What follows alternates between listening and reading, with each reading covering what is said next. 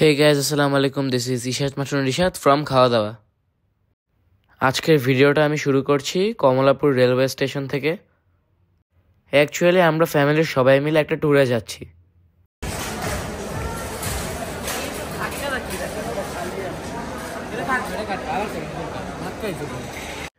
অনেক দিন ধরে আমরা কক্সবাজার যাব বলে ট্রেনের টিকিট কাটার জন্য খুঁজছিলাম, কিন্তু পাচ্ছিলাম না। অনলাইনে ট্রেনের টিকিট কখনোই পাওয়া যায় না আমার মনে হয়। পরে আমাদের পরিচিত একজন লোকের মাধ্যমে টিকিটগুলো ম্যানেজ করা হয়েছে। আমরা তো অনেকক্ষণ ধরে অপেক্ষা করছি কখন আমাদের ট্রেন আসবে, আর আমাদের ট্রেন ছাড়ার কথা রাত 10টায়।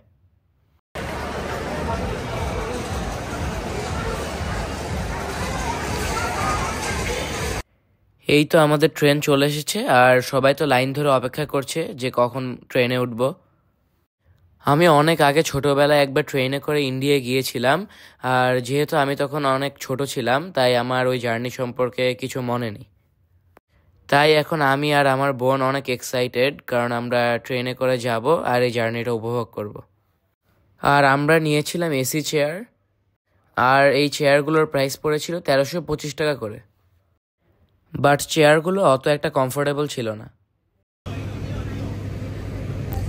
আমাদের ট্রেন চালু হয়ে গেছে। ঋষভ তো সেই পিছনে। আর এলমি বলো, ভালো লাগতেছে। ভালো। এলমি তো সবার থেকে আমার মনে হচ্ছে বেশি হ্যাপি হচ্ছে এলমি। আর এগুলো সব হচ্ছে আমাদের খাবার, বাসা থেকে অনেক খাবার নিয়ে আসা হয়েছে। এলমি তুমি কি চিপস খেতে চাও? চাইলে খেতে পারো।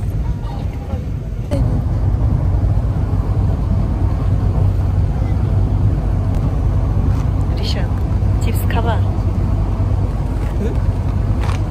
না?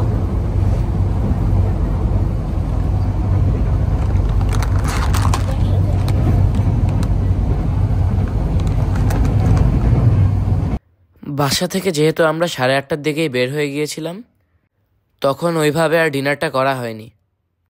তাই বাসা থেকে আসার সময় আম্মু অনেক খাবার নিয়ে এসেছে, আর ডিনার করার জন্য চিকেন ফ্রাইড রাইস নিয়ে এসেছে। আমাদের ট্রেন ছাড়তে অনেক লেট হয়ে গিয়েছিল, যেখানে 10টায় ছাড়ার কথা সেখানে 11টায় ছেড়েছিল।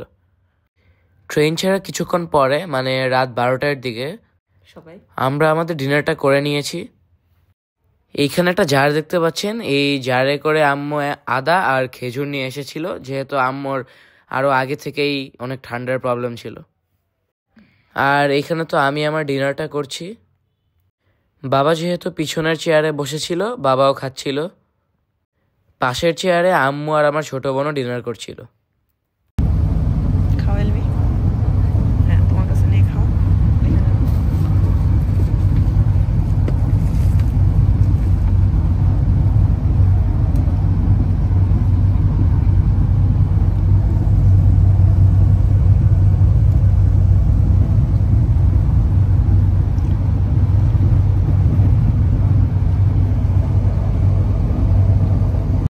সকাল 9টার সময় আমাদের ট্রেন এসে থেমেছে কক্সবাজার রেলওয়ে স্টেশনে, যেইখানে থামার কথা ছিল 7:30-এ।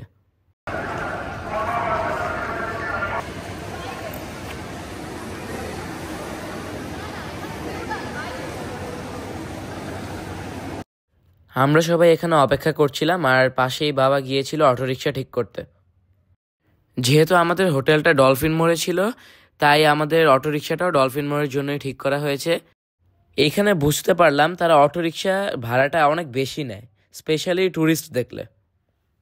আমাদের লাগেজগুলো হোটেল রুমে রেখে আমরা ব্রেকফাস্ট করে অলরেডি বিচে চলে এসেছি। বিচের সামনে আমরা এই ফ্রুটস আইসক্রিমটা দেখতে পেলাম, তাই একটা নিয়ে নিলাম।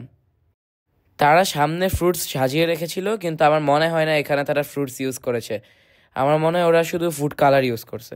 কেমন? আচ্ছা, মোটামুটি আহামরি কিছু। দেখি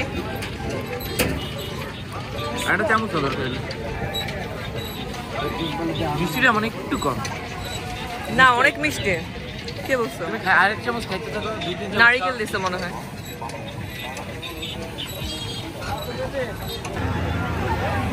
Hey! দেখছো ঘোড়া?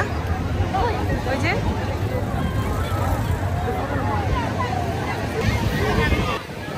আরো দূরে গেলে হচ্ছে কলাতলি।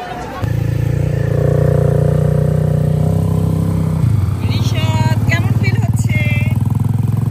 রিশাদ আমরা সবাই এখানে সুগন্ধা বিচে এসেছি গোসল করার জন্য। আর আমরা বিচের পাশে 2টা এটিভি বাইক ভাড়া নিয়েছি। একটাতে আমি আর আমার আম্মু বসেছি, আর আরেকটাতে আমার বাবা আর আমার ছোট বোন।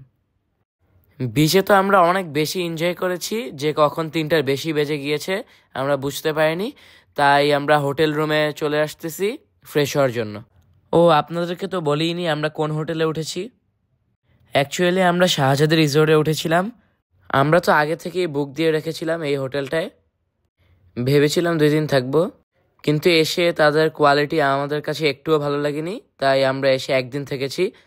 যেহেতু আমরা অলরেডি 1 দিনের পেমেন্ট করে ফেলেছি, তাই এখান থেকে চলে যাওয়ার কোনো অপশন ছিল না। আমরা 4 পার্সনের জন্য 2টা ডাবল বেড সহ একটা রুম বুক করেছিলাম, কিন্তু আসার পর তারা আমাদেরকে যেই রুমটা দিয়েছে সেটা যদিও আমরা ভিডিও করিনি, ওইটাতে 3 জনও থাকা পসিবল না। তাছাড়া রুমের আশেপাশে সব বদ্ধ ছিল। তারপর আমরা বলেছি ডাবল 2টা বেডের রুম যদি আমাদেরকে না দিতে পারে তাহলে আমাদের টাকা আমাদেরকে ব্যাক করতে। তাই তারা বাধ্য হয়ে আমাদেরকে ডাবল বেডের 2টা রুম দিয়েছে। আর এই রুমগুলো ছিল 3rd ফ্লোরে। আগের রুমের চাইতে অনেকটাই ভালো, যদিও অতটা ক্লিন ছিল না, তারপরেও মোটামুটি চলে। তাই আমরা ঠিক করেছি যে এখানে 1 রাত থাকবো। এইখানে 2টা রুমের মধ্যে একটা রুমের সাথে ব্যালকনি ছিল না, আর আরেকটা রুমের সাথে ছিল। আমরা বাবার একটা ফ্রেন্ডের মাধ্যমে নেক্সট ডের জন্য আরেকটা হোটেল বুক দিয়েছি। নেক্সট ভিডিওতে সেই সম্পর্কে ডিটেলসে জানতে পারবেন। আর প্রথম দিনের হোটেল রুম সম্পর্কে অভিজ্ঞতা সত্যিই খুব খারাপ ছিল। আমরা যে রুমটা বুক দিয়েছিলাম এসি রুম, সেটার প্রাইস ছিল 4000 টাকা, আর ছিল 4 পার্সনের জন্য। এর মেয়েকে ভূতে ধরছে। কিন্তু ওরা পরে আমাদেরকে এই রুমগুলো দিয়েছিল, আর এগুলো নন এসি ছিল। আর এর সাথে পেয়েছিলাম আমরা কমপ্লিমেন্টারি ব্রেকফাস্ট। নেক্সট ভিডিওর জন্য অপেক্ষা করুন। আজ এ পর্যন্তই। আল্লাহ হাফেজ।